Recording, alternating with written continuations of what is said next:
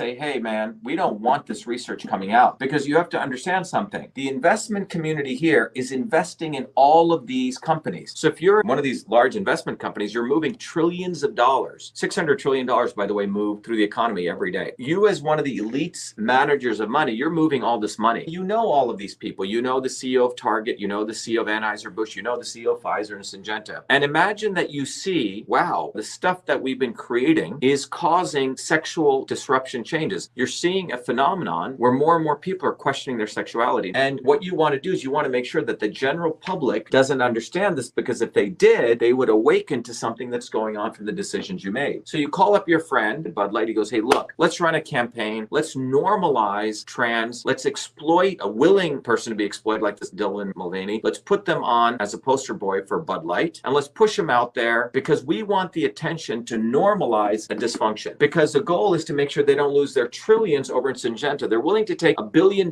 hit over here, but they want to say they're trillions in big pharma and big ag, because they're all part of the same family. They all do favors for each other. And then again, you would go do it at Target. You try to normalize it, because you don't want people over here to understand the bigger picture. But you are interconnected. You could strike deals left and right. Let's do a marketing campaign in here. Let's normalize. Same thing if you can look at what's going on in obesity. All these pharma companies are making big money from obesity drugs, but there's movies on Netflix and Amazon promoting fat people as a norm. What's happening over here, you have people who are pro-fat and people who are anti-fat people. You have people who are pro-woke and anti-woke, and they don't care. So you have a bunch of these idiots writing books against woke companies and anti-woke companies. You have people creating apps, only shop at anti-woke companies, don't go to woke companies. But you guys understand that these guys don't give a damn? They're making money anyway. The investment bankers are going to make money from woke companies and anti-woke companies. But what's occurring here is people are being divided. These guys are happy because they're inputting policies and propaganda. People here are being divided, and that is the goal, to achieve power, profit, control. So as long as these people work together as a swarm to control the policies and the propaganda, and they provide false heroes, and they're using the Trumps, the Kennedys, and Gandhis, all of them who talk a big game, their goal is to make sure that you never understand this, that you keep thinking, oh, Kennedy's going to solve the problem. Trump is going to solve the problem. They don't want you to be leaders in your own communities. They want you to outsource your future to people like Trump or Kennedy, because they're part of the swarm. And you keep getting more unhealthy, more ignorant, more entertained. But most importantly, you are divided. People here don't organize themselves to smash these people up. And this is the history of human oppression. They have it down to a system, a goal. They have a controller. They have specific inputs. And they manipulate billions of people to achieve this state. They produce dysfunction. They don't give a damn if you die. The life expectancy in the United States, your children are going to die sooner than you. And they've achieved their goal. They don't give